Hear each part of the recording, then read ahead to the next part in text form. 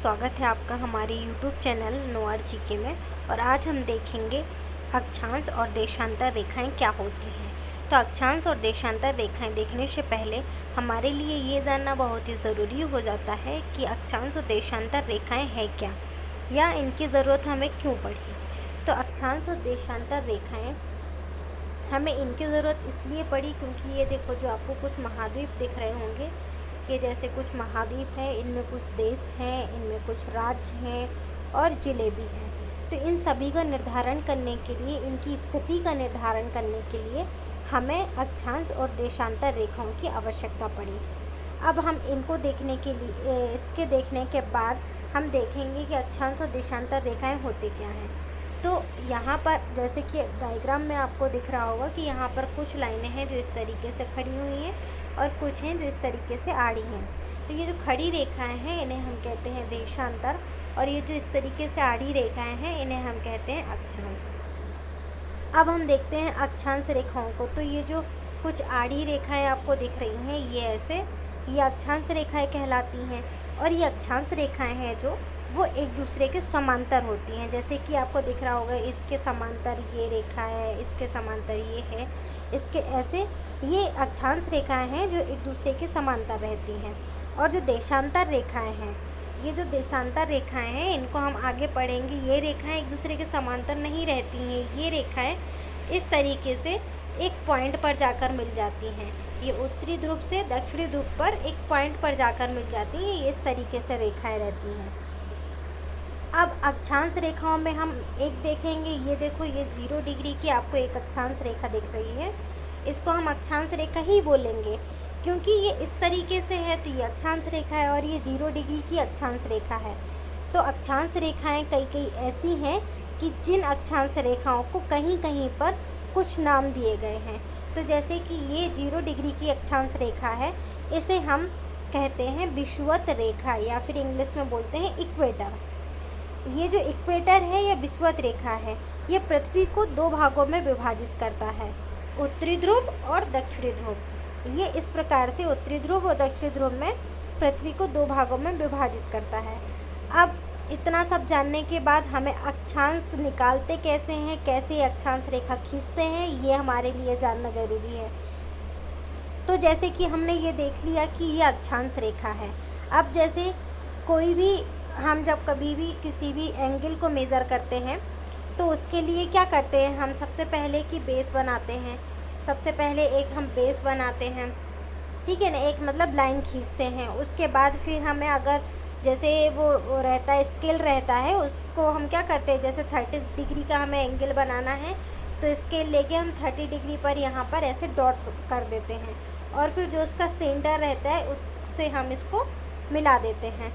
तो जो अक्षांश होता है, अक्षांश वो विषुवत रेखा से कितनी डिग्री का कोण बना है और उसकी दूरी कितनी है, इसको हम अक्षांश रेखा कहते हैं। यानी कि विषुवत रेखा से बनी कोणीय दूरी को हम अक्षांश कहते हैं।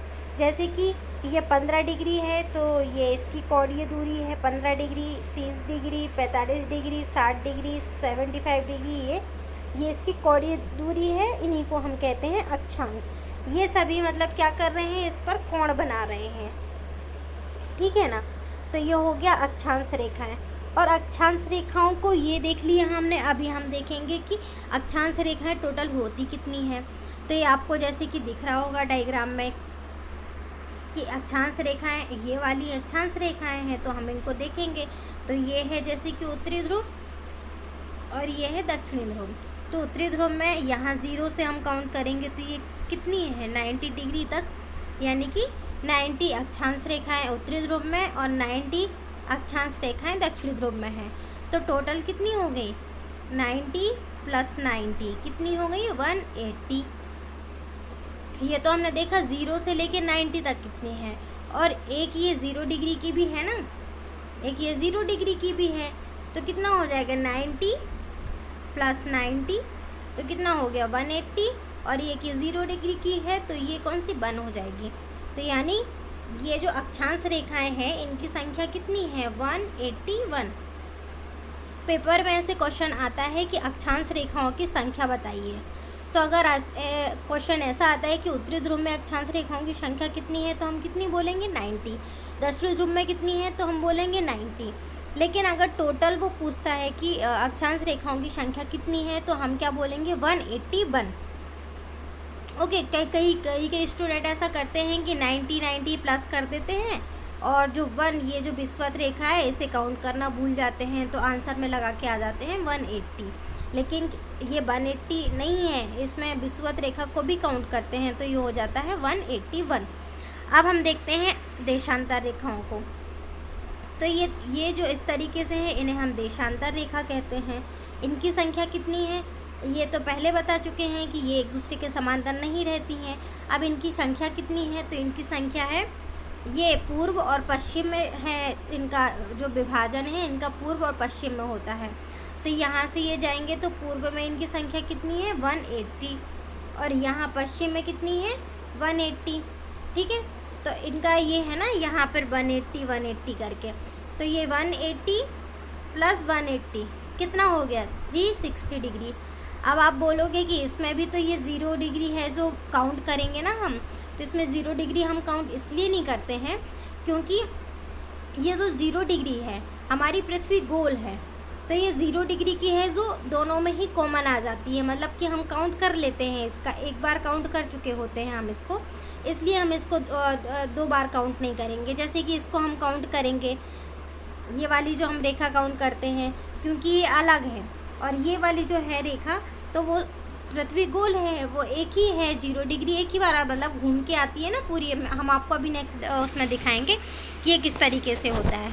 ठीक है, तो ये हमने देख लिया देशांतर की संख्या कितनी है। देशांतर है 360 और अक्षांश कितने हैं 181। ठीक है, अभी हम आपको नेक्स्ट इमेज से बताते हैं कि किस तरीके से रेखाएं होती हैं। तो हम देखते हैं, ये देखो इस डायग्राम में आपको दिखाई दे रहा है कि ये जो अभी हमने पढ़ी ये वाली रेखा कौन सी है, ये इक्वेटर है यानी विषुवत रेखा है। ये ऊपर की जो रेखा है इसे हम ट्रॉपिक ऑफ कैंसर यानी कर्क रेखा कहते हैं। नीचे वाली जो रेखा है इसे हम ट्रॉपिक ऑफ कैप्रिकॉर्न यानी कि मकर रेखा कहते हैं। ये विषुवत रेखा 0 डिग्री पर है और ये जो कर्क रेखा और मकर रेखा है ये 23.5 डिग्री उत्तरी अक्षांश में है, इसे कर्क रेखा, और 23.5 डिग्री दक्षिणी अक्षांश में इसे हम मकर रेखा कहते हैं। तो विषुवत रेखा को भूमध्य रेखा भी कहते हैं, ये तो सभी को याद रहता है। लेकिन कर्क रेखा और मकर रेखा में कन्फ्यूज़न हो जाता है कि हम इसको कैसे याद रखें, पहले ऊपर कर्क रेखा है कि मकर रेखा है। तो इसको याद करने के लिए बस हमें एक वर्ड याद रखना है, कमल। ठीक है, इंग्लिश में जिसे बोलते हैं लोटस, लेकिन हमें याद क्या रखना है, कमल याद रखना है। क्योंकि इसमें का वर्ड आ रहा है वो पहले, यानी कि हम ऊपर और नीचे से समझ सकते हैं। का वर्ड पहले आ रहा है यानी कि ऊपर कौन सा आएगा, का मतलब कि कर्क रेखा। दूसरे नंबर पे कौन सा आ रहा है, म, यानी कि नीचे कौन सा आएगी, मकर रेखा आएगी। ठीक है, ये देख लिया। अब हम यहाँ पे जाएंगे तो यहाँ देखेंगे 23.5 डिग्री के बाद ऊपर जाएंगे 66.5 डिग्री, 66.5 डिग्री उत्तरी अक्षांश में क्या है, ये आर्कटिक सर्कल यानी कि आर्कटिक रेखा है। ये सर्कल हम क्यों बोलते हैं, क्योंकि हमारी पृथ्वी गोल है और ये रेखा, ये जो है ना इस तरीके से हम इसका एक भाग देख रहे हैं, सामने से देख रहे हैं, इसलिए हमें रेखा के रूप में दिख रही है। बाकी अगर हम पृथ्वी को ऐसे गोल गोल घुमाएंगे तो ये सर्कल है एक बना हुआ। इसी प्रकार से हम नीचे देखेंगे, नीचे 66.5 डिग्री दक्षिणी अक्षांश पे, तो यहाँ पर है अंटार्कटिक व्रत, यानी कि ये अंटार्कटिक रेखा है। ठीक है, और ये अब हम इनको बोलते क्यों हैं आर्कटिक व्रत, इसलिए बोलते हैं क्योंकि ये आर्कटिक महासागर में है, इसलिए आर्कटिक सर्कल दिया गया इसे नाम।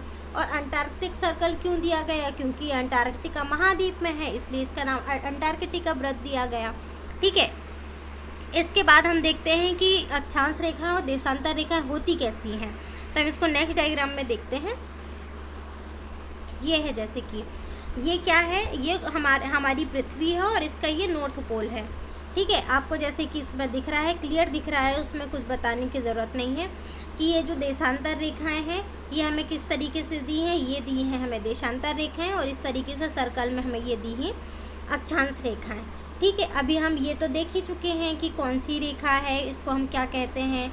ठीक है, तो ये सब हमने देख लिया है। अब इसके बाद हमने बोला था कि भारत की स्थिति हम आपको बताएंगे, ताकि आपको क्लियर हो जाए कि हमारी ये जो अक्षांश और देशांतर की ज़रूरत हमें क्यों पड़ती है। तो इसके लिए हम आपको मैप के ज़रिए बताते हैं कि हमारी भारत की कैसे स्थिति है और कैसे हमें अक्षांश और देशांतर की ज़रूरत पड़ती है। ये देखिए, ये डायग्राम है। कुछ मैंने इसको जैसे भी अरेंज करके आप लोगों के लिए निकाला कि आप लोगों को थोड़ा समझ में आए कि हमें अक्षांश और देशांतर की ज़रूरत पड़ती क्यों है।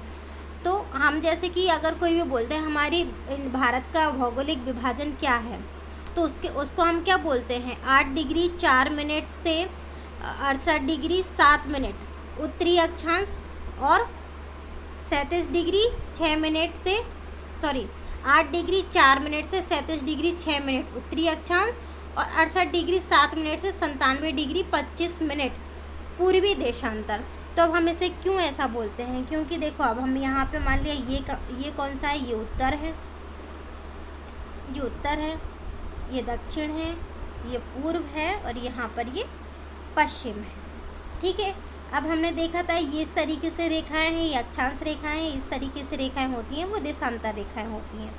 तो हम इसको देखेंगे, जैसे ये 8 डिग्री 4 मिनट, नीचे से हम इसको देखेंगे कि जो हमारे भारत का विभाजन है वो किस तरीके से किया गया अक्षांश और देशांतर के आधार पर।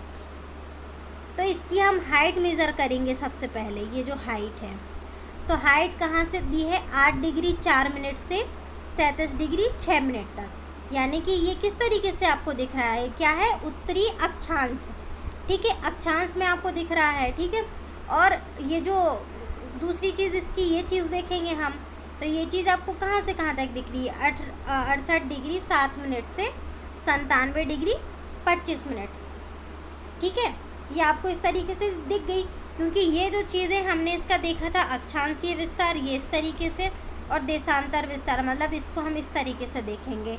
ये हो गया, हमें समझ में आ गया, आप लोगों को समझ में आ गया होगा कि शायद ये भौगोलिक विभाजन हम किस तरीके से करते हैं और हमें अक्षांश और देशांतर की ज़रूरत क्यों पड़ती है। अभी इससे रिलेटेड कुछ क्वेश्चन रहेंगे जो हम आपको नेक्स्ट वीडियो में प्रोवाइड कराएंगे कि इससे रिलेटेड कैसे कैसे क्वेश्चन एग्ज़ाम में आते हैं और क्या क्वेश्चन बन सकते हैं। और ऐसे भी क्वेश्चन आते हैं कि जो विषुवत रेखा है या मकर रेखा है, कर्क रेखा है, वो है कहाँ से 2 बार किस नदी को या फिर किस चीज़ को या किस देश से 2 बार निकलती है। ऐसे काफ़ी सारे क्वेश्चन हैं, इससे रिलेटेड हम आपको नेक्स्ट वीडियो प्रोवाइड कराएंगे। तब तक अगर आपको हमारा चैनल, आपको हमारी ये वीडियो पसंद आई हो तो प्लीज़ हमारे चैनल को लाइक, शेयर एंड सब्सक्राइब कर दीजिए। Thank you.